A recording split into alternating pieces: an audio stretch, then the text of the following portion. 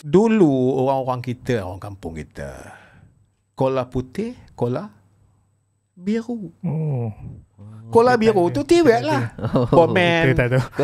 Nampak orang Kola-kola ni. kalau Ada kola-kola. Ingat hari Coca-Cola ni, hari ni kalau kita bercakap tiwek technical education.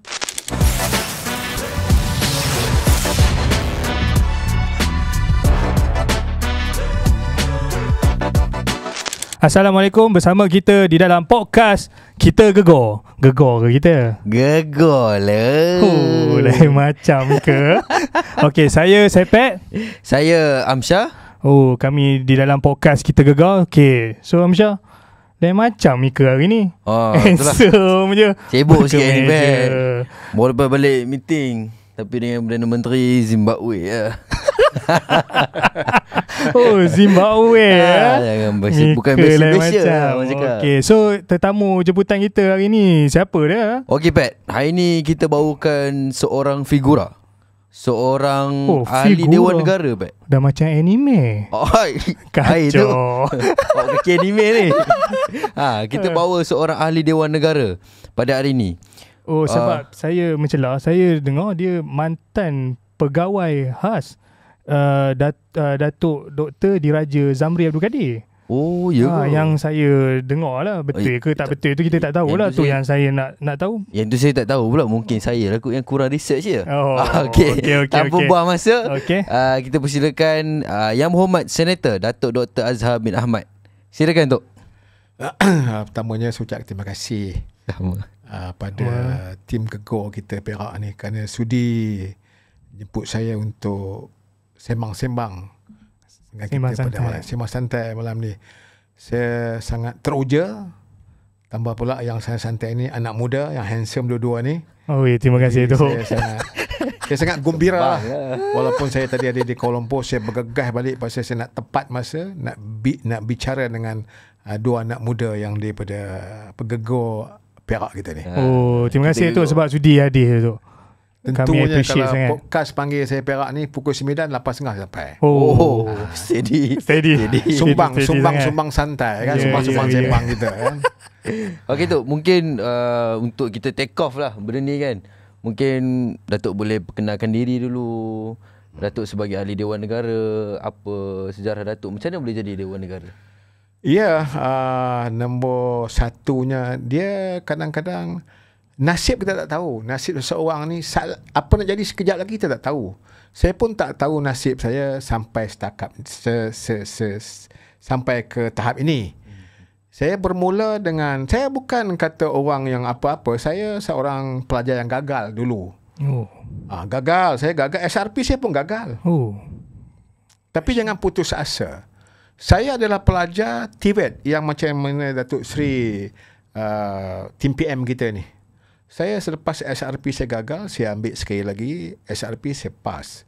Saya masuk ke sekolah vocational. Saya nak cerita tentang bawa sikit ke asal usul kita kan. Kini. Saya hanya SPBM. SPVM? Ya, saya SPBM saja. Sijil Pelajaran Vocational Malaysia. Oh, that's the first time. Ya. Itu dulu ke? Hari ni orang sebut TVET. Ya. TVET. Dulu orang-orang kita, orang kampung kita, kola putih, kola biru. Kola biru tu TVET lah. Komen. Kita tak tahu. Nampak Kola-kola ni. Kalau Ada kola-kola. Ingat Coca-Cola. hari ni kalau kita bercakap TVET technical education, Technical vocational. TVET technical vocational education macam itulah. TVET dulu vocational dan teknik. Jadi saya nak bagi tahu asal saya itu sampai tahap ni, saya bukan pelajar yang cemerlang dalam akademik. Tetapi di mana bermulanya kecemerlangan saya bila saya dapat first grade SPBM. Dan kita orang susah. Pada masa itu bukan macam zaman sekarang ni yang dibuat laluan oleh kerajaan hari ni. TVET sampai ke PhD sampai gaji puluh-puluh ribu yang sekarang nak dibuat oleh negara kita ni, yang dipimpin oleh timbalan Perdana Menteri kita ni kepada anak-anak muda yang kita dengar ni. Saya dulu tetapi saya nak pesan. Satu je.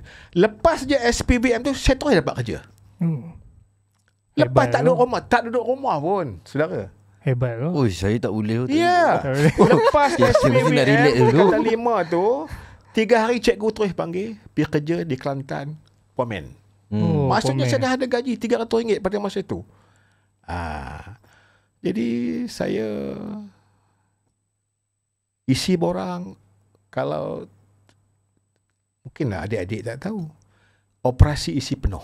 Operasi Simno. Kerajaan pada pernah masa dengar. operasi isi Tak penuh. pernah. Aduh, kami pun Saya pening ke? bermula lepas tu barulah saya bermula dengan juruteknik telekom. Oh, juta. Saya pendek cerita. Habis saya WSS, perpisahan secara sukarela. Bermula di Ipoh. Saya terima kasih kepada kerajaan pada masa itu, Yang Amat Perdana Menteri, menumbuhkan sebuah universiti awam. Nama dia apa? Open University. Oh, Open University. Open University. Itu saya sekali dengan Yang Amat Berhormat Datuk Seri Diraja kita. Walaupun dia cikgu, dia ambil first degree juga. Sama kita di Open University. Open University. Oh, I see. Kira lama lah Open University tu. Ya, projek yang pertama Open University di Perak. Saya dah pelajar pertama. Oh, 4 tahun saya grad. Sambung masters kat UPM. UPM. Saya sambung PhD saya di UPM. Saya nak cerita itulah mulanya kita. Jadi saya nak bagi tahu yang kita ini tak penting di mana kita bermula. Yang penting di mana kita akan berakhir. Jadi come on yang dengar ni anak-anak muda kita, TVET sebenarnya hari ni hebat. Bukan macam zaman saya lagi. Dulu saya mengaji apa enjin 4 stroke yang lama. Sekarang ni semua digital. Ya, motor stroke. Jadi entah macam mana ketika itu bila saya dah tak kerja, saya adalah pernah kejap jadi pegawai khas di Risda. Akhirnya yang sebut tadi Zamri panggil, Dr. Zamri panggil saya balik. Itulah bermula saya di Pejabat Menteri Besar. Sampailah kerajaan ni hilang kerajaan 2018. Itulah mulanya lebih kurang sejarah Macam mana tu sedikit dalam pendidikan, sedikit dalam kerjaya sampai pada masa itu.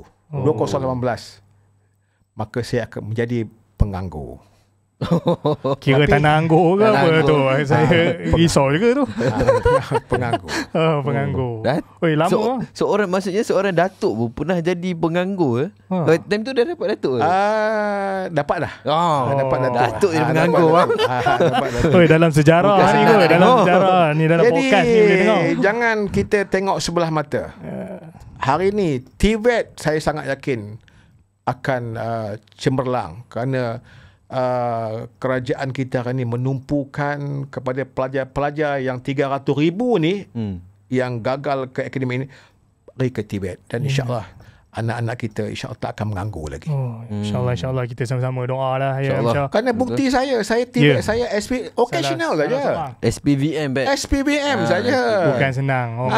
Bukan senang. Ini kalau orang nak cakap apa, saya pun SPM, saya asal daripada SPM ya, tapi kenapa saya boleh berjaya sampai grad PhD? Ya, betul. Ada kemahuan. Ya, betul. Ada kemahuan. So maksudnya kita boleh kelaskan Tok A ni sebagai BBB lah.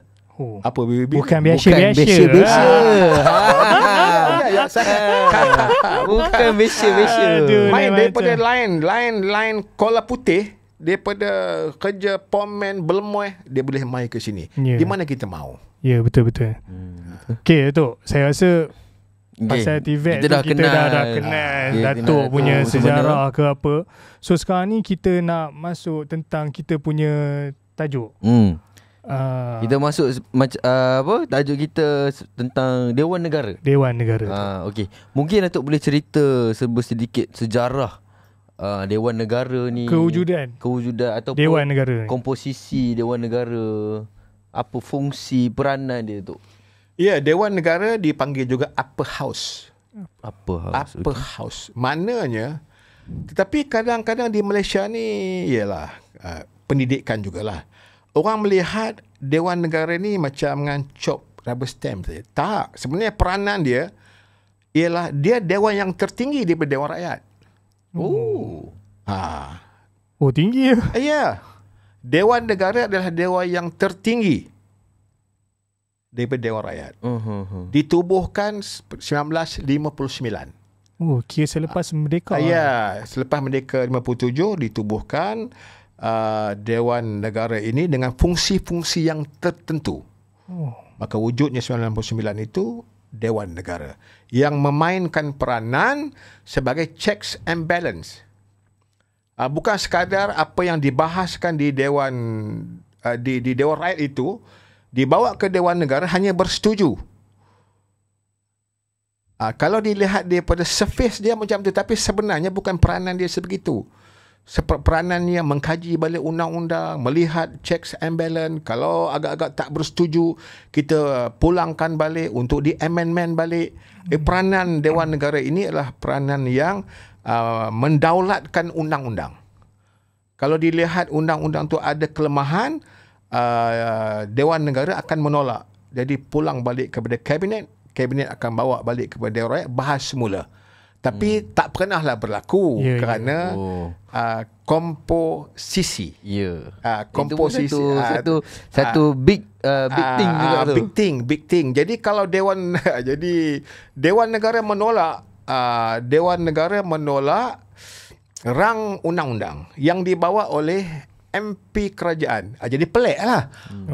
Jadi pelik lah negara kita ni. Orang kata, Dewan Negara dah menolak usul yang dibawa oleh kerajaan. Menyokong pula. Sebab kita ni, yang patut isu ni akan di-pick up oleh pembangkang, balon kita. Jadi untuk melihat ini, jadi selama mana yang rakyat melihat, kalau Dewan Negara ini rubber stamp. Sebenarnya tidak seperti itu. Jadi semasa Tun Sarawak kemudian jadi YDP, banyak reformasi undang-undang di Dewan Negara itu berlaku. Saya salah seorang jawatan kuasa menyemak undang-undang.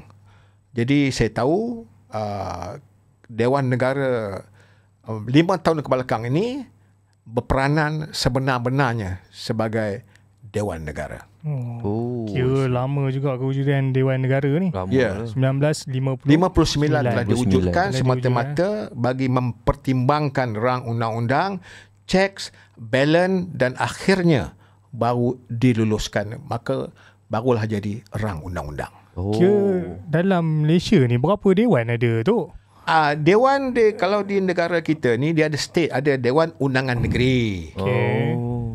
Dewan Rakyat, itulah Parlimen Dewan Rakyat. Dewan Negara, ada 3 jenis dewan. Dewan Undangan Negeri, Dewan Rakyat dan Dewan Negara.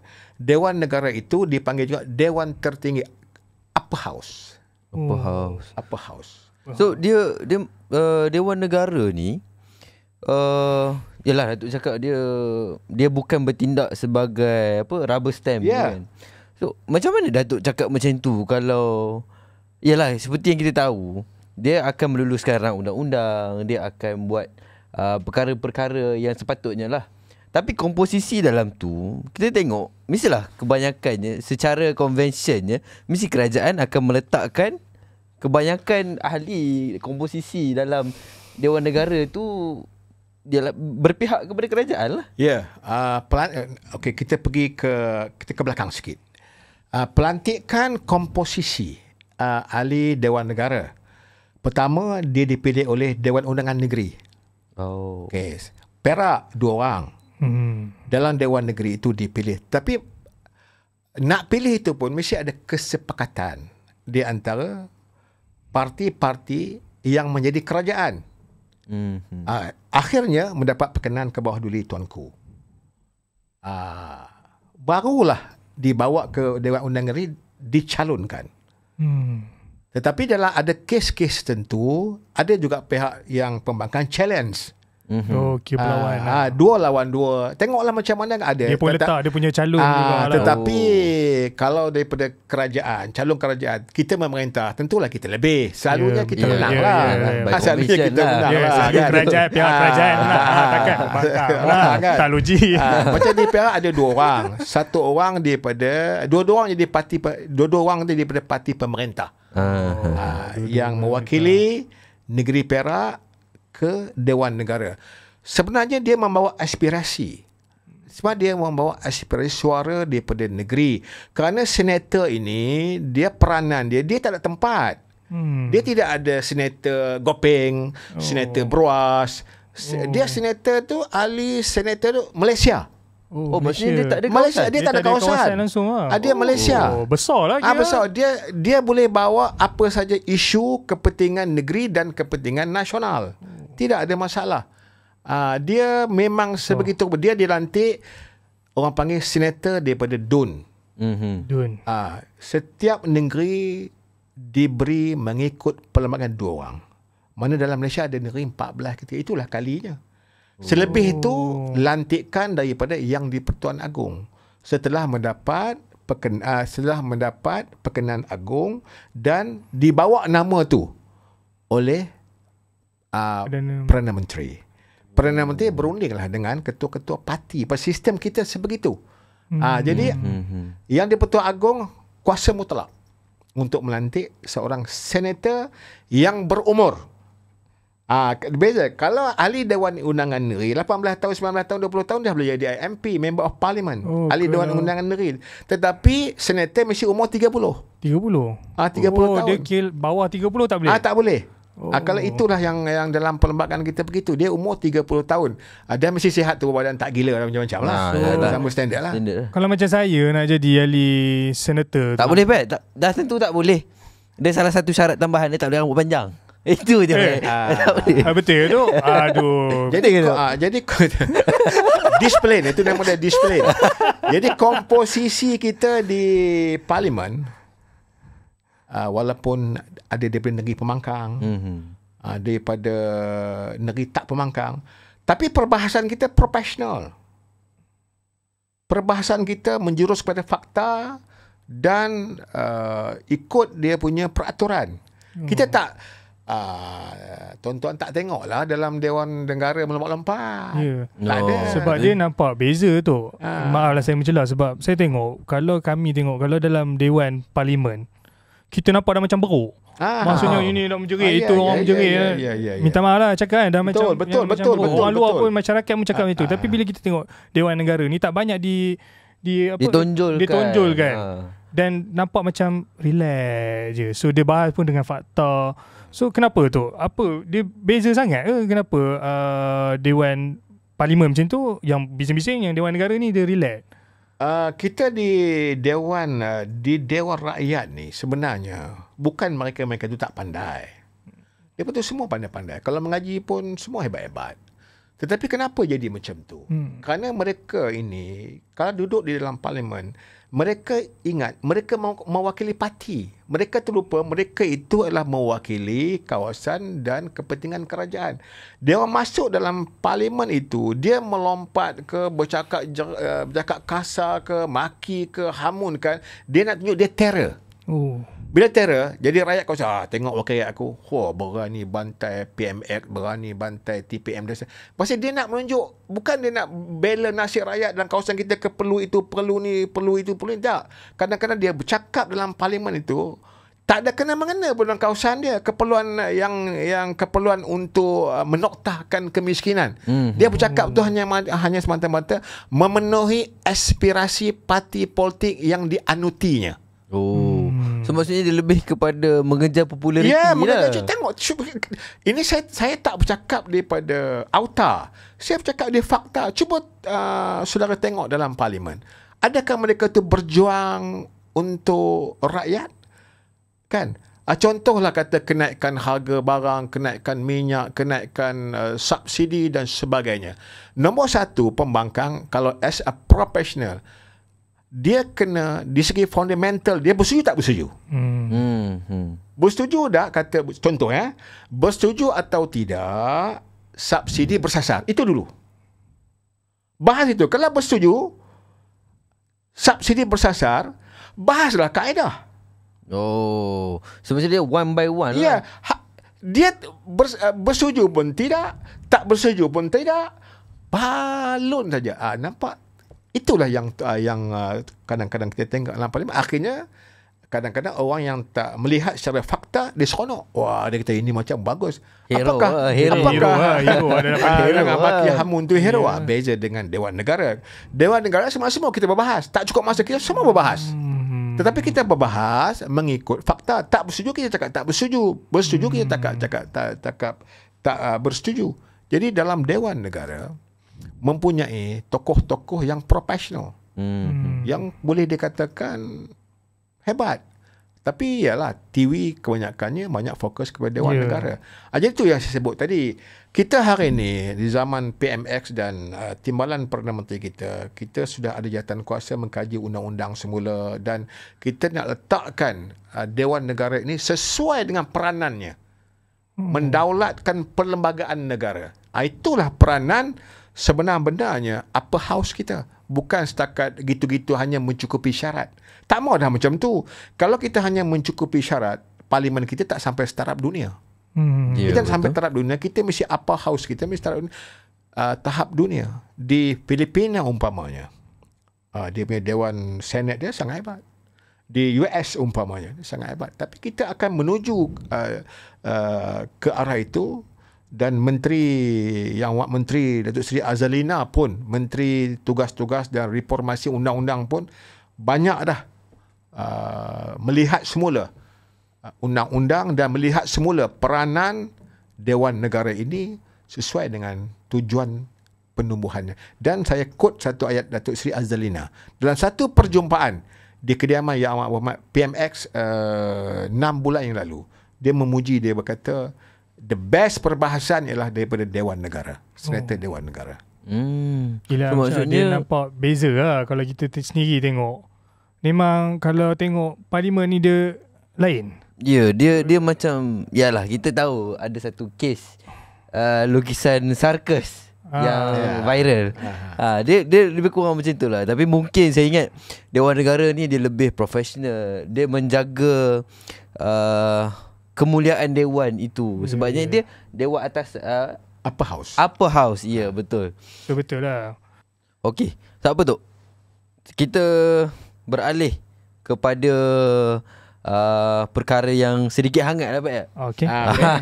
Hangat ni bagus. Kita bagi hangat sebab tempat ni pun sejuk. Kita bagi hangat lagi. Kita bagi hangat, bagi panas sikit ya. Panas lagi. So, Datuk, saya ni orang muda. Ya. Umur 20-an kan. Handsome lagi. Alhamdulillah.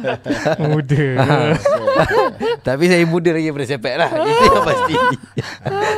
So, saya ni sebagai orang muda, kita tengok ada apa? Ahli parlimen, kita ada tengok ada ahli Dewan Negara macam Datuk. Ada kan? adun. Ada adun. So, saya nak tanya tu. Gaji ahli Dewan Negara ni macam mana? Adakah dia sama dengan ahli parlimen ataupun dia sama dengan adun? Kalau sama dengan ahli parlimen, dia jadi beruntung lah orang yang jadi ahli Dewan Negara ni. Sebabnya satu, dia tak ada kawasan. Soalan ni Bishang. Betul, Pat. Satu, dia tak ada kawasan. Itu saya setuju semua. Sebab yang tengok dalam podcast ni semua nak tahu. Bukan kami je. Dia tak ada tanggungjawab yang khas untuk kawasan itu saja. Ya, betul. Dia tak ada kawasan khas itu saja, tapi dia Malaysia. Dia besar. Jadi upah lah. Upah atau allowance ahli Dewan Negara tak besar. Tak besar. Dia macam lebih sikit grade 54 je. Lebih 54. Tak besar mana pun. Tetapi tanggungjawab besar. Tapi kalau kita melihat ahli Dewan, ada setengah ahli Dewan Negara, dia tidak mempunyai apa-apa jawatan di peringkat parti yang dianuti. Tetapi setengah daripada ahli Dewan Negara ini, allowance tu dia tak balik rumah pun. Tak dan pun, tepi jalan pun habis. Ya ke Datuk? Ya benar. Tak sebab macam ramai kawasan. Jaga besar tu. Ya Allah, tak cukup. Dia memang letih. Kita kena cari lagi. Kita ni, kalau orang rakyat bukan tahu hang senator, hang ahli parlimen, hang adun, dia tahu wakil rakyat. Yalah, sebab YD juga macam saya daripada kampung Beruas kan. Beruas kan. Saya ingat allowance tu ambil hari ni sehari habis lah. No. Habis. Sorry. Kalau saya balik ke Beruas tu, sehari petang, sehari lengkong, sehari 2 hari habis lah. Kerana kebertanggungjawab saya. Tanggungjawab saya banyak. Tanggungjawab ahli Dewan Negara banyak. Kadang orang sakit, anak-anak sekolah, masuk universiti dan sebagainya. Itulah kita dapat bantu. Kalau bukan tapi orang tak tahu ahli dewan negara kalau tak masuk allowance, dia hanya gaji dia hanya 11,000 je. Oh, 11,000. Oh, sikit. Sikit. Tahu pun sikit. Pegawai sikit. Aku lah kena bantai.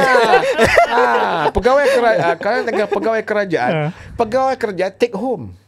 Ya, betul.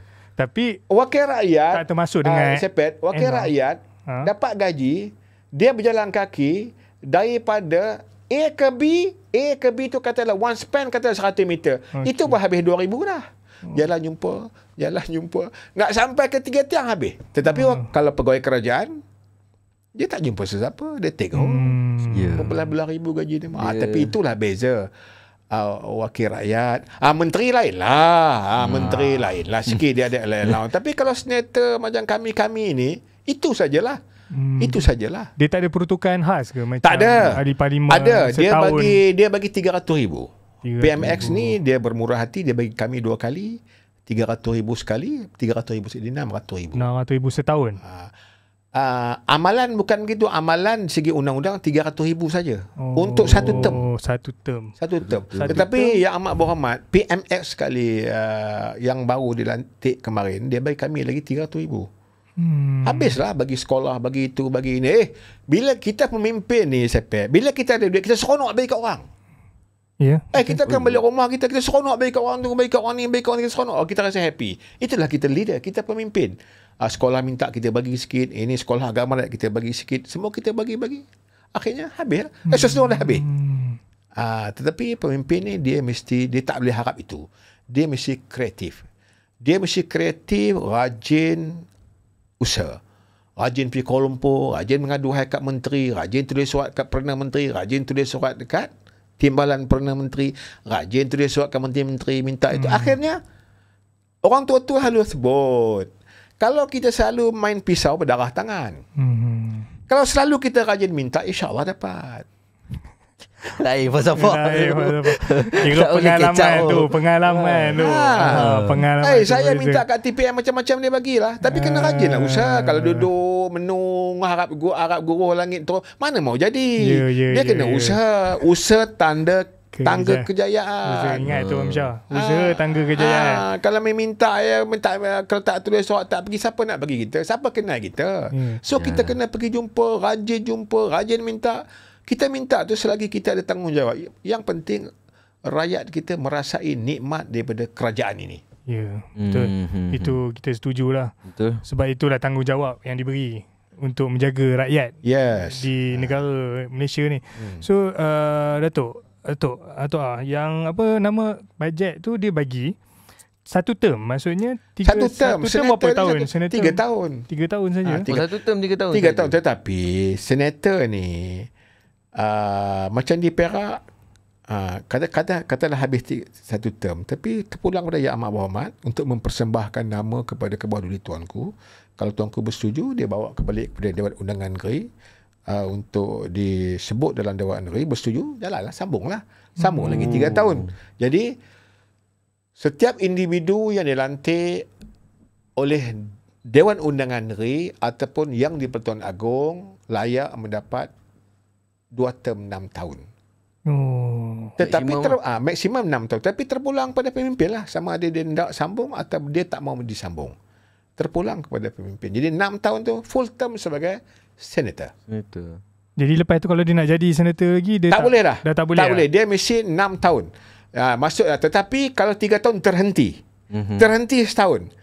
Tiba-tiba ada rezeki dia sambung, dia boleh sambung lagi 3 tahun. Dia boleh sambung lah. Tak semestinya direct. Kalau direct pun boleh. Tiba-tiba selepas dia habis 3 tahun dia terberhenti. Tiba-tiba dia lantik semula selepas 6 bulan. Tidak ada masalah. Tidak ada masalah. So ramai yang orang luar tak tahu benda ni ke? Saya pun tak tahu. Dia boleh lantik semula. 2 term saja. So maksimum 2 term. Maksimum 3 plus 3 6 tahun. 6 tahun. 6 tahun sahaja untuk menjadi seorang yang berhormat senator. Tak lama lah. Tak lama. Tak adalah pula macam orang 20 tahun, 25 tahun, 15 tahun. Kan? Macam saya tak payah sebut lah. Kita ada sampai daripada kecil kita dengar sampai umur 60 dia lagi. Kan? Itu pening lah tu. Kan? Tapi kenapa parlimen dia tak macam tu lah? Dia tak limitkan lah. Parlimen pasal kita, dia setiap yang terjadi tu ada buku dia. Apa buku dia? Buku dia perlembagaan. Kita follow kita punya perlembagaan. Perlembagaan negara dah mewujudkan ahli parlimen, ahli Dewan Undangan Negeri dia boleh bertanding dan dipilih oleh rakyat semula. Tak ada had dia menjadi seorang ahli Dewan Undangan Negeri asalkan dia menang dalam kawasan yang ditandingi. Silakan. Tapi Dewan Negara tak boleh. Dia hanya 6 tahun dipilih oleh Dewan Undangan Negeri dan dipilih oleh Yang di-Pertuan Agong. Dan tempoh hanya 6 tahun. 2 penggal. So macam Datuk sekarang dah berapa? Saya senatorship saya akan tamat tahun depan. Bulan Mac. Jadi tentulah saya berharap Datuk Seri TPM kita kan. Serampang dua mata orang kampung. Tentulah saya serampang sangat dua mata. Kan. Saya rasa saya boleh lagi berkhidmat, saya mampu lagi berkhidmat, saya boleh menyumbang kepada bangsa dan negara. Saya juga boleh menyumbang kepada parti yang saya anuti ini. Jadi saya rasa saya boleh menyumbangkan buah fikiran kepada negara bangsa saya. Kalau diberi peluang. Kalau itu takdir tak ada peluang, kita pun kena redha lah. Kerana ini suratan takdir. Yalah, suratan takdir dari Allah Subhanahu Wa Taala. Selain kita berusaha berikhtiar, akhirnya kita mesti juga berserah kepada Yang Maha Esa. Ya, betul. InsyaAllah. Okey, Tok. Kita dah habis sembang tentang macam mana lantikan apa semua, apa dia punya maximum term dia macam mana. Okey. Di Dewan Negara, ada atau tidak RUU orang undang-undang yang tidak diluluskan? Pernah atau tidak? Setakat Tok A menjadi senator, hampir tak jadi itu ada. Hampir tak jadi. Hampir tak lulus lah maksudnya. Hampir ada sikit masalah lah. Sebelum itu saya dengar jugalah, tapi akhirnya dibahas lulus. Rang undang-undang Akta Universiti. AUKU, AUKU baru-baru ni memang agak berkelahi sikit agak kelahi sikit lah. Yang mana saya adalah salah seorang jawatan kuasa semakan undang-undang. Jadi rang undang-undang tu dibawa dan dibaca yang telah diluluskan oleh Parlimen. Jadi kita bermesyuarat banyak kali dengan KPT. Adalah term-term yang tak dipersetujui. Yang lain-lain tu okey. Ada satu term tu clause 4/2 atau 1A yang menyebut, yang memberi kuasa penuh kepada LPU, lembaga untuk LPU menamatkan MPP, menamatkan atau menyambung MPP, tak payah runding apalah, boleh tamat dan boleh sambung. Jadi adalah perkara-perkara yang tak dipersetujui oleh jawatan kuasa ini. Pasal kita jenis perjuangan pelajar ni, kita nak biarkan dia bebas. Bebas untuk melahirkan pelajar-pelajar yang bukan KFC. Maksudnya nak melahirkan pelajar-pelajar yang competent, yang ada sahsiahnya kuat, yang jangan terkejut saya kata KFC tadi kan. Itulah saya. Pelajar-pelajar yang KFC. Kita nak melahirkan pelajar-pelajar yang ada otak dan watak. Ada otak dan watak. Jadi nak minta pelajar kita tu memberi kritis, pandangan yang kritis, yang berani bersuara, berlandaskan kepada perlembagaan persekutuan dan berlandaskan kepada rukun negara. Inilah pelajar-pelajar yang berkomentar, yang berkomunikasi, yang geligawan, yang menjadi satu hebat anak muda kita. Kita tak mau bataskan mereka itu dengan batasan-batasan tertentu. Tapi iyalah, dia student ni, dia kadang-kadang dia idealisme dia tu. Dia nak buat hari ni, esok nak dapat. Betul. Kadang-kadang tak dapat kan. Mana boleh kan. Tak dapat kan. Jadi penat macam tu. semua orang biasa menjadi muda. Jadi dia punya fikiran sebegitulah. Tapi bila dah dia mari dewasa, macam umur-umur Tok A ni, Tok A dah berfikiran lain. Tak macam dulu. Dia dah fikiran-fikiran lain seperti itu. Jadi adalah 2-3 kali mesyuarat dengan KPT, mesyuarat itu, mesyuarat ni. Hampir-hampir tak mau bersetuju. Itu hampir tak mau bersetuju. Ahli Dewan Negara Kerajaan tu. Yang dipengerusikan juga oleh pengerusinya orang kita daripada komponen kerajaan lah. Tak mau bersetuju. Jadi yang Amat Muhammad Dr. Zamri kalut juga. Dia tahu, dia tahu kan. Kelang kabut. Tetapi atas kebijaksanaan dia panggil kita balik, duduk sekali, kita dia cerita, dia explain apa semua ni.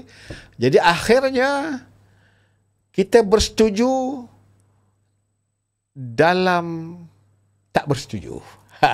Maksudnya kita bersetuju lah, kita terpaksa lah akut pasal kita kena patuh, pasal tidak malulah kerajaan. Rang undang-undang kerajaan dibawa tak diluluskan oleh di Dewan Negara.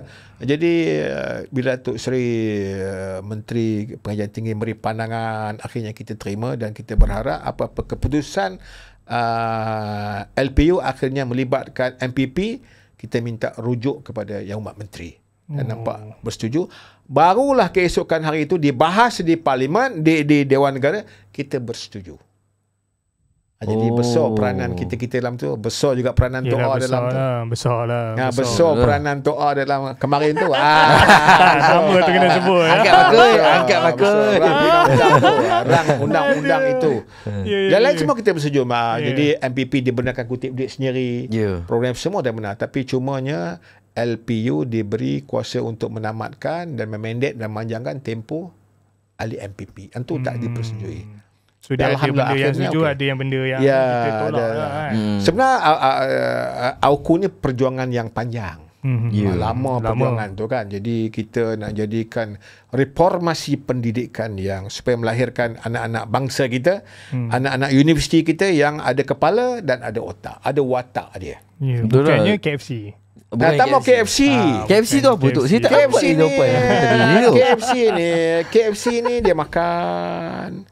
Dia tidak berkomentar, dia tidak ada idea, dia hanya penerima beasiswa, orang tepuk, dia makan, dia menjadi mandul. Lengel lah, orang cakap lengel. Mandul. Saya bercakap ni, saya melihat konteks reformasi Gerakan Pelajar Mahasiswa Indonesia 1998. Saya dapat maklumat hegemoni pelajar yang meruntuhkan kerajaan pada masa itu. Gerakan mahasiswa sangat hebat. Jadi saya ada banyak membaca disebut mahasiswa kita tak mau KFC. Maksudnya mahasiswa yang mempunyai pandangan, mahasiswa yang mempunyai otak dan watak, dan akhirnya apabila mahasiswa, kalau gerakan mahasiswa saja tak runtuh kerajaan. Tetapi gerakan mahasiswa boleh meruntuhkan kerajaan apabila gerakan mahasiswa itu sudah bercampur dengan massa. Apa itu massa? Dengan masyarakat. Di mana-mana negara pun dalam dunia ini, setakat gerakan pelajar belum bisa menjatuh lagi kerajaan. Tetapi kalau mahasiswa dah bersama dengan rakyat, tengok di semua negara, cuba baca. Itu kuasa ketiga. Rakyat dan pelajar ni kuasa ketiga. So jangan main-main dengan kuasa pelajar. It's a third wave lah. Third wave. Very big.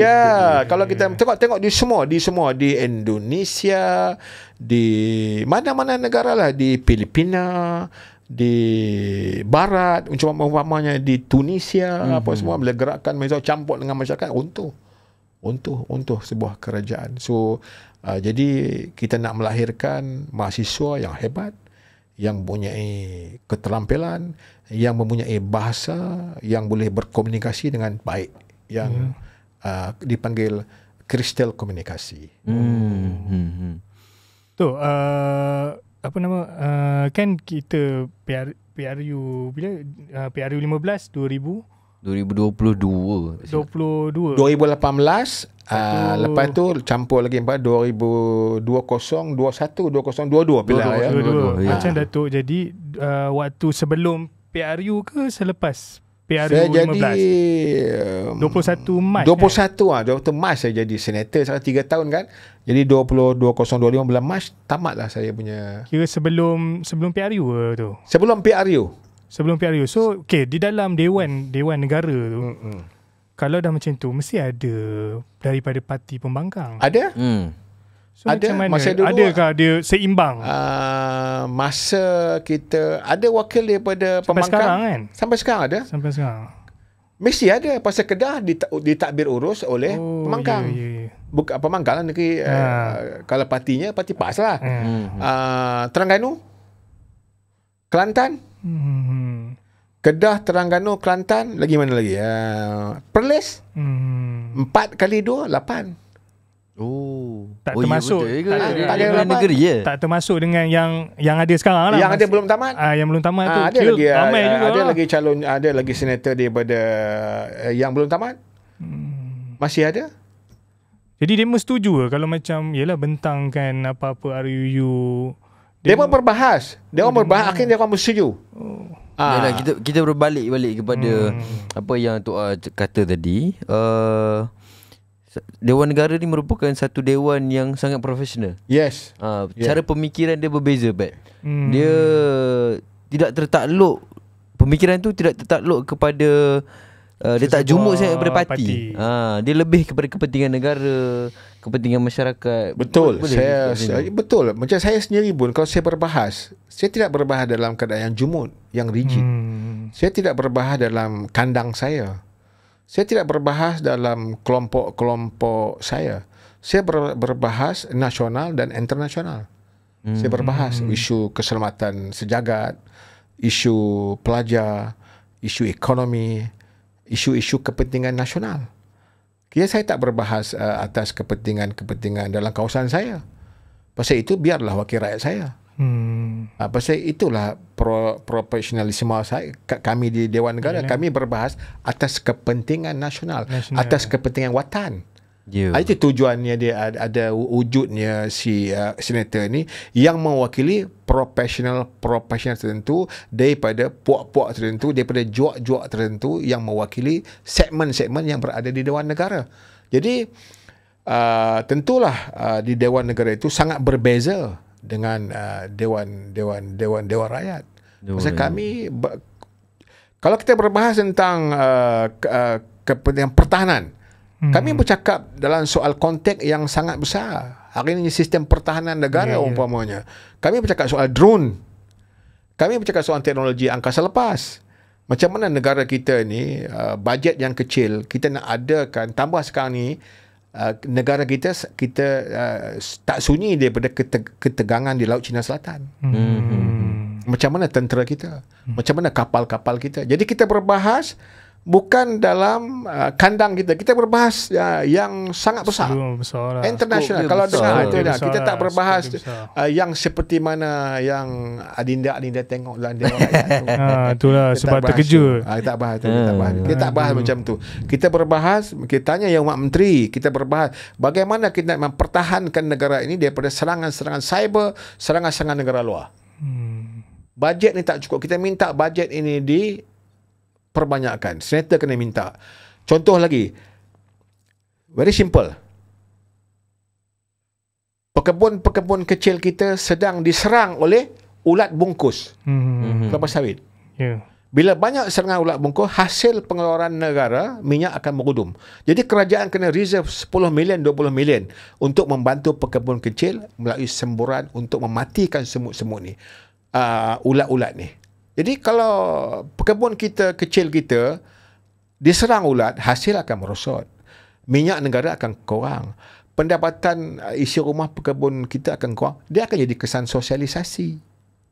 Kecuali kebun-kebun daripada S3, Felda, itu agensi itu boleh bayar. Tapi pekebun kecil. Jadi kita berbahas dalam konteks yang seperti itu. Kita tak berbahas ini longkang lah, parit lah. Itu biarkan wakil rakyat kerja wakil. Kita berbahas atas kepentingan antarabangsa dan kepentingan negara. Besarlah peranan ahli Dewan Negara. Kalau dilihat itu, kalau dilihat daripada sebenar-benar tujuan penubuhan 1950, itulah peranan dia. Itulah peranan yang saya sebut tadi. Peranan seorang ahli senator sangat besar, sangat-sangat diperlukan untuk checks and balance secara jujur. Bukan dia secara tak bias lah. Dia tak bias dengan dia sepatutnya tidak berlaku seperti itu. Tetapi tidak sepatutnya. Itu betul kita lihat di US. Kalau senator boleh tolak bajet daripada kerajaan. Pernah dia tolak. Di Filipina senator boleh tolak. Tapi di Malaysia tak berlaku seperti itu lagi. Kerana apa? Kerana negara kita adalah negara yang ada budi, ada bahasa, ada pandang memandang. Oh, ya. Kan? Kita ni orang Melayu. Kita ni ada tolak ansur. Dia banyak pandang memandang, lihat melihat, budi. Jadi ini menyebabkan kadang-kadang kita teragak-agak. Kita tak macam tu. Kalau kita buat yang tu, dia akan terjadi kejutan. Pasal kita ni di Malaysia ni, minta ampun, minta maaf lah kalau saya, ini pandangan. Kita semua orang boleh bagi pandangan. Dia apa-apa keputusan yang kita buat berasaskan kepada kepentingan politik. Betul. Itu dia masalah. Dia kacau lah. Dia kacau. Jadi kalau kalau kita buat atas kepentingan semua macam tu, kita buat atas kepentingan nasional, okey, tak ada masalah. Tapi lagi kita buat macam ni, kita mati pula. Semua kena fikir lah kan. Politik lah, awak pening kalau tu. Pening. Kita kena fikir banyak kan. Jadi hari ini kita sembang santai-santai ni sedikit pandangan saya tentang penubuhan dan orang kata apa yang dimain oleh senator. Senator kena aktif lah. Tapi kalau senator cakap pun tak mau, lengai gitu, tak edit juga. Minta maaf lah. Ini saya cakap ni gentleman. Di dalam luar negara kena bercakap. Kalau kita hanya sekadar seperti datang balik, itu yang orang sebut rubber stamp. Kalau semua senator bangkit bercakap, minta peruntukan kepada kerajaan, baik itu kita bantu rakyat, ini dam dah macam-macam lah atas kepentingan baru dah kelas. Kita bercakap soal pertahanan negara, kita bercakap soal pendidikan negara, kita bercakap soal ekonomi negara, kita bercakap soal menotahkan kemiskinan. Kalau senator semua bercakap macam itu, automatik dewan itu akan terangkat, kerana yang mewakili senator semua ada credibility, ada competent, ada integrity. Mana dewan tu akan terangkat sendiri. Kalau kita sebut dewan tu dewan upper house pun, tapi yang isi dalam tu tak ada. Lower class. Saya nak maaf lah kalau sebut dia apa tu cakap je kita dalam boleh. Dalam ni boleh cakap apa tu yang dia cakap. Kalau dalam dewan itu cergas, berbahak, dia sendiri automatik akan dewan macam ni. Tapi kalau semua lengai, lemah, orang cakap tak mau, balik awal, dewan jadi kosong, ini yang orang marah. Ini aku tak ada stamp lah, betul. Kadang-kadang dewan negara, orang tengok dulu tinggal 3 orang, tinggal 10 orang, quorum tak cukup, kering-kering banyak kali 10 orang. Jadi kita sendiri, senator sendiri menjatuhkan maruah dewan yang mulia itu. Lari kita daripada prinsip kenapa dewan itu ditubuh, lari kerana sikap-sikap senator hanya memenuhi syarat untuk menjadi senator sebelum pencen. Itu tak boleh jadilah bos. Kacau tak boleh. Senator mesti kelas. Itu habis sepet je. Senator mesti kelas. Tapi alhamdulillah, semenjak yang saya masuk, saya nampak banyak yang di Pertua Dewan, macam tuan yang sebelum jadi TYT Sarawak kan. Lepas tu ganti dia pun nampak kita punya timbalan YDP pun sangat proaktif. Sekarang banyak jawatan kuasa yang ditubuhkan oleh Dewan Negara bergerak aktif. So sangat beza lah daripada dulu. Tetapi nak melihat hasilnya tak boleh 3 tahun. Dia akan lihat standard sama taraf Dewan Senator kita dengan Dewan Negara tahap dunia. Dia berapa banyak jawatan kuasa tu? Apa yang ada di peringkat Dewan Rakyat ada di Dewan Negara. Sama ada dia tengok kepada, kadang tengok daripada YDP juga, Presiden Lord. Kita sebenarnya speaker ni kita bukan boleh panggil speaker, dia President of House kan itu kan. Dia presiden. Jadi tinggi tuan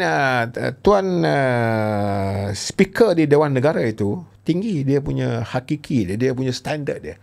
Tapi udah kerana senator sendiri buat law, orang kita kata buat law, buat taktau dengan Dewan Negara, otomatik orang tengok leceh. Yalah. Leceh. Jadi kalau kita buat cantik, berbahas cantik, dia dengan barulah sesuai yang dipanggil upper house tu. Upper house ke, lower house ke, rendah ke, tinggi ke, bukan bergantung pada Dewan itu. Bergantung manusia-manusia yang menganggota itulah yang nak mencemerlangkan atau memudarkan. Itu dia. Rasa aura itu negara ni. Rasa nak jadi Dewan Negara. Begitu juga dengan Dewan Rakyat. Dewan Rakyat dewan yang mulia. Tetapi kalau ada ramai yang macam Adinda sebut tadi, macam sarkas dan sebagainya, apa rakyat kata? Macam rakyat kata lah. Macam-macam.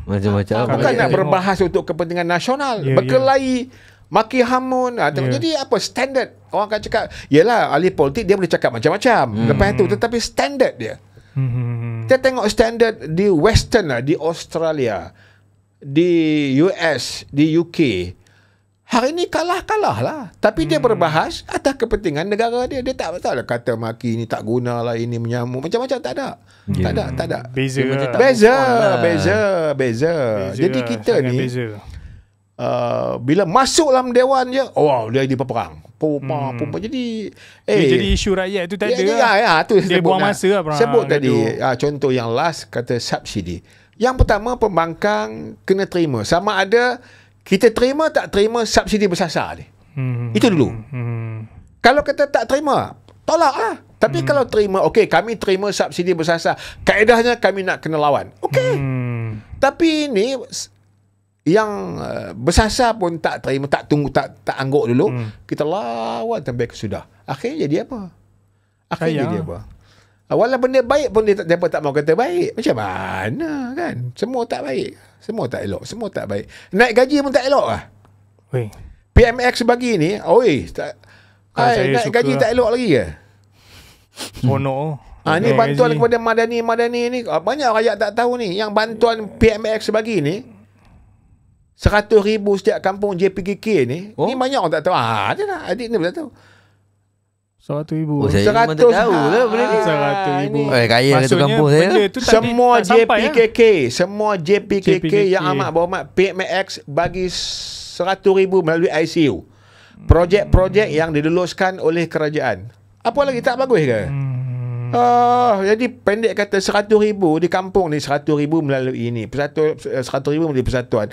Pendek kata JPKK dan masyarakat kampung tu, kalau susah lagi memang palat lah. Memang leceh lah. Saya nak bawa ni cerita ni. Saya nak bawa cerita ni. Kasar. Kasar punya soal beruat ni. Apa lagi yang kerajaan tak bantu ni? Yang kata susah lah rakyat. Tak mana saya pun tak tahu. Saya pun kadang-kadang saya pening mikir apa yang susah ni.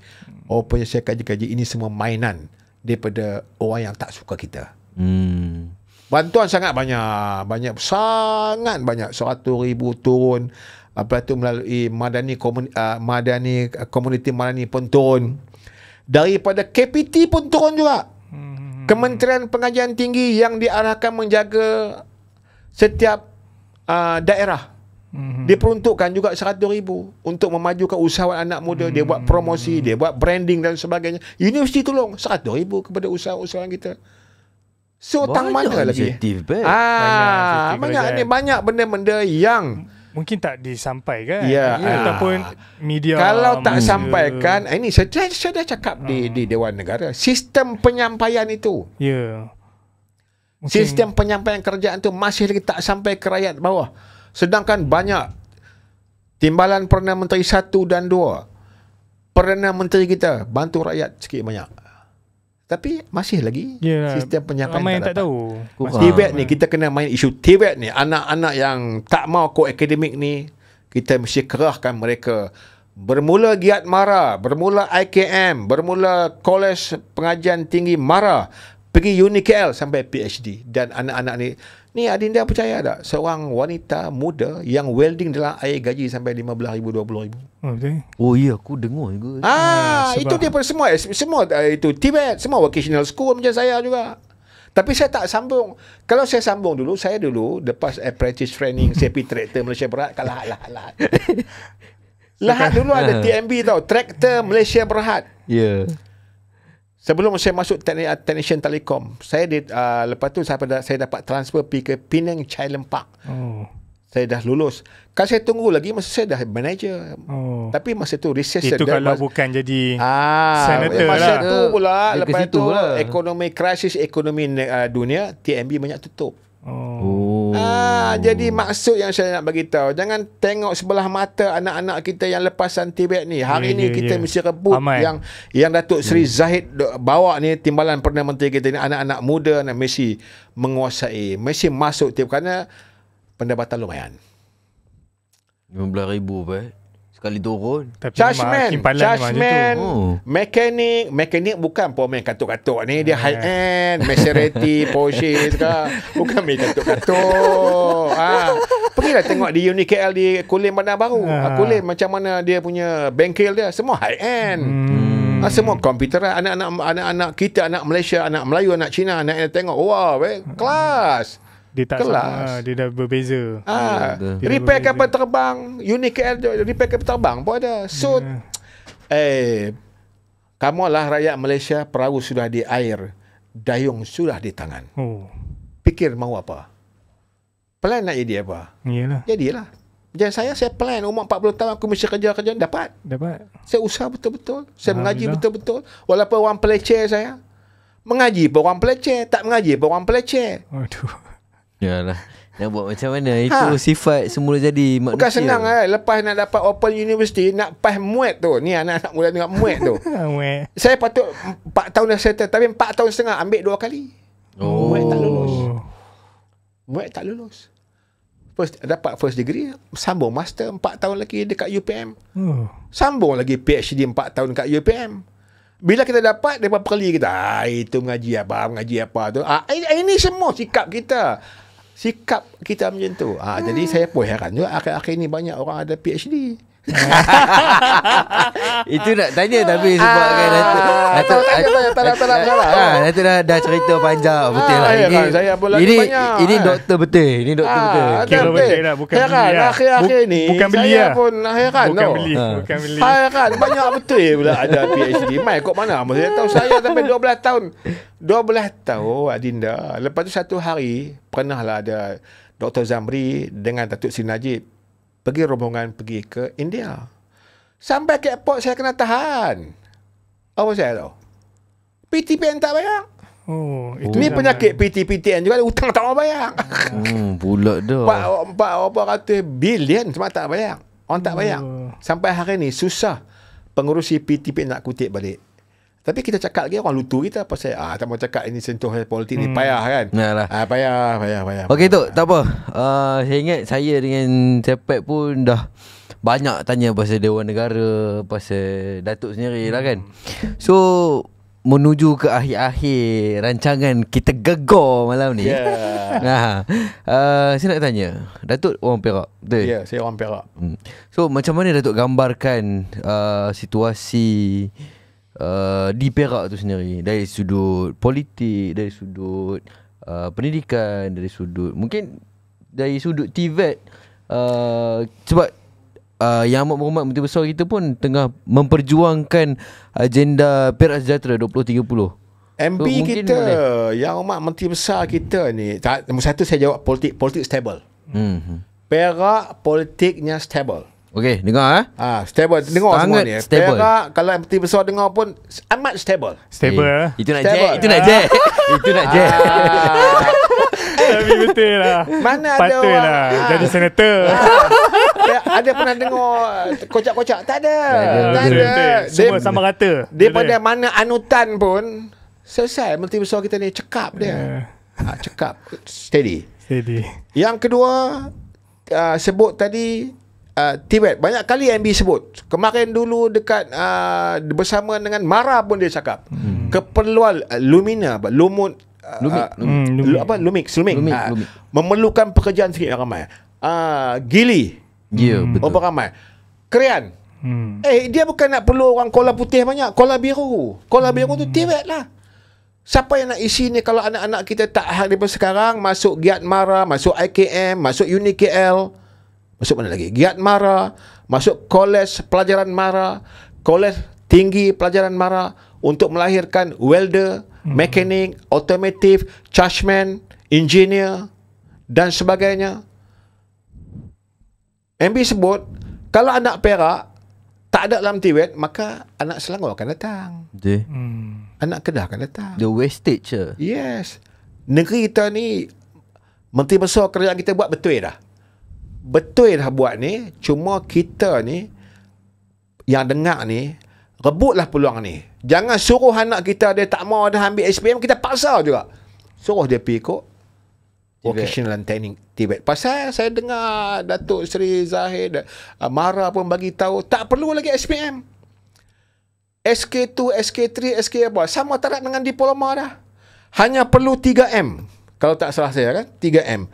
Menulis, membaca, menulis, membaca, memahami. Itu saja. Come on lah. Di Gopeng ada, di Beruas ada, Giat MARA. Kadang-kadang menunggu-nunggu orang nak main. Orang kita ni susah benar nak main. Aku pun heran betul lah. Nak bagi free, udah masuk bagi duit lagi. Aduh. Macam mana nak lagi yo. Tapi tak boleh juga tu cakap macam tu. Kenapa? Sebabnya keluar Perak tu. Orang Perak. Sebabnya yalah saya sebagai orang muda pun kan. Kita pandang TVET ni, kita tak boleh lari. Kita tak boleh lari. Macam mana kita promosikan pun, macam mana kita cuba mengangkat darjat TVET ni, kalau kawan-kawan saya pun nanti dia akan cakap, lokoi lah kamu ambil TVET. Itu kita punya mentality tu. Itu mentality yang nak kena. Itu mentality lama. Mentality tu zaman mak saya bukan cakap macam tu. Bukan kita kata mak saya dulu 70 tahun dulu, tok saya bukan kata macam tu. Dia ingat pomen tu belum buka tayar bukan pakai engkau katok dengan hammer dah. Sekarang pakai elektronik. Berat saya. Bukan macam dulu dah. Dulu carburetor. Kita punya tuning tu 9.1, 9 angin 1 minyak tu. Kita tepet 0.25 tepet clearance. Itu dulu pakai manual. Kamu anak-anak muda lah tak perlu dia pakai. Dia masuk komputer cap high end. Ini yang kena bagi tahu. Tak ada katok-katok dah. Dulu nak buka tayar pakai engkau. Katok dengan hammer bombang. Lah tak payah. Adjust carburetor tak payah dah macam tu. Semua dia elektronik. Elektronik ni kena belajar. Hari ni canggih. Tak berlemoy macam dulu dah. Tak panas macam dulu dah. Semua style buat kerja sekarang. Gaji mahal. So ada dua pilihan kepada anak-anak kita, anak-anak Malaysia. Sama ada kalau nak pergi ke doktor, pergilah buat betul-betul jadi doktor. Lawyer jadi lawyer. Jadi QS jadi QS. Tetapi saya bicara hari ini, kalau ada anak-anak kita yang tak minat ke tu, dia minat pomen, dia minat bangunan, dia minat apa-apa sajalah yang berbentuk teknikal. Peluang kerja macam dengan Lumax berapa ribu, 30,000 nak kerja gili otomotif. Otomotif pakai orang sebelah Krian yang PMX lulus ke Perak di Krian. Peluang pekerjaan mana orang Perak ada menganggur teruk sangat ada ke?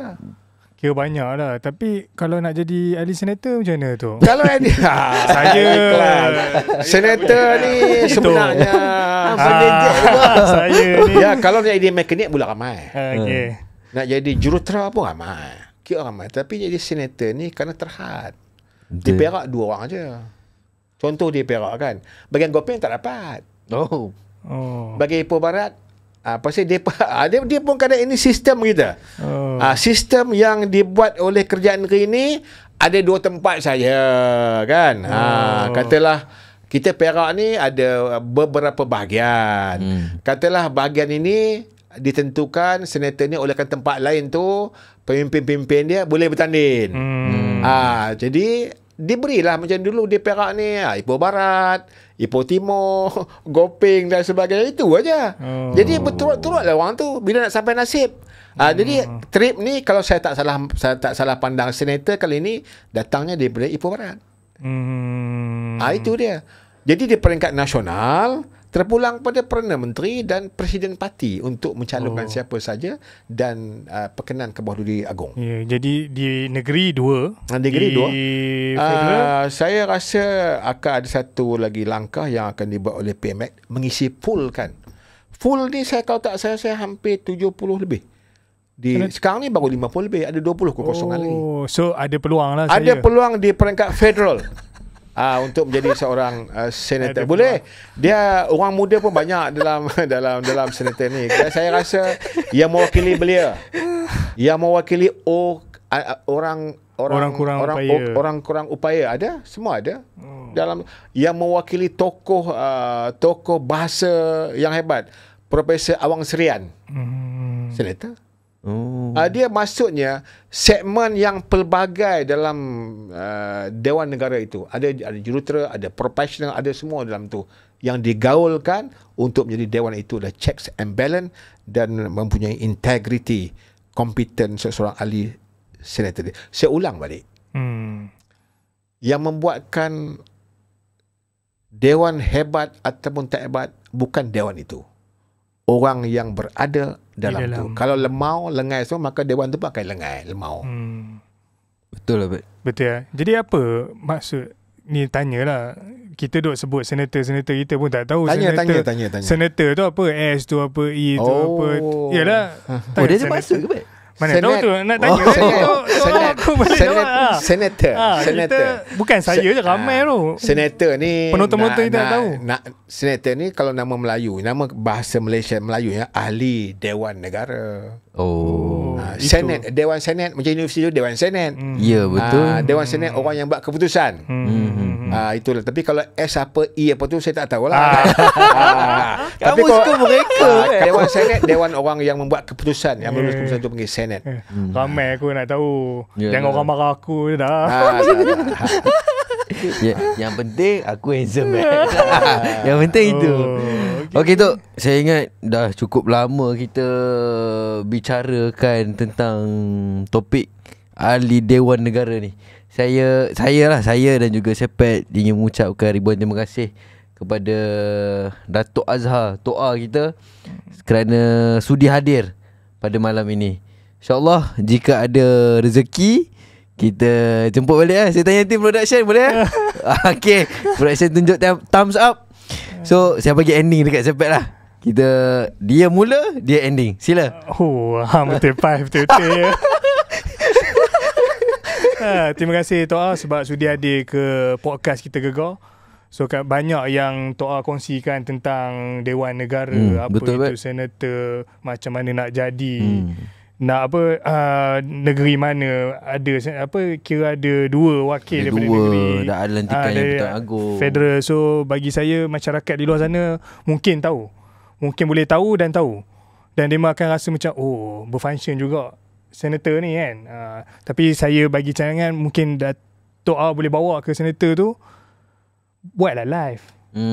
Maksudnya suarakan, tunjukkan kepada masyarakat. Kita tengok parlimen je. So rasa tu cadangan je lah tu. Tak tahulah benda tu boleh bawa. Kita nak tahu. Kami semua nak tahu. Itu je lah rasanya. Terima kasih. Yang tu ada, tapi masa dia tak cantik. Rasanya kuasa Dewan Negara berbahas, dia live. Tapi RTM 1 pukul 11-12 ada. Ada. Kira ada. Memang ada live. Kita lah tak cakna, Bet. Kita dia yang tak cakna. Memang kamu janganlah. Kita kalau tapi boleh lah dalam Dewan Negara akan mula kalau tak 14 bulan 10 ni. Dia sebulan 2 bulan. Jadi Dewan Negara akan bersidang bulan 12 ni untuk bentangkan bajet. Jadi dalam bahas bajet tu saya akan bercakap yang Sipek sebut tadi, minta TV1 pancarkan live Dewan Negara kerana rakyat pun nak lihat peranan Dewan Negara. Terima kasih lah Gegar ni panggil ni, cerita punya seronok saya ni. Lain-lain kali kita panggil lagi lah. Terima kasih lah. Terima kasih tu. Baik, bila saya passing kat Sepet macam tak ending kan. So saya terpaksa ambil balik untuk ending. Okay, rakan-rakan penonton, kita jumpa lagi di siri podcast yang seterusnya. Kita Gegar. Terima kasih. Bye-bye. Bye-bye.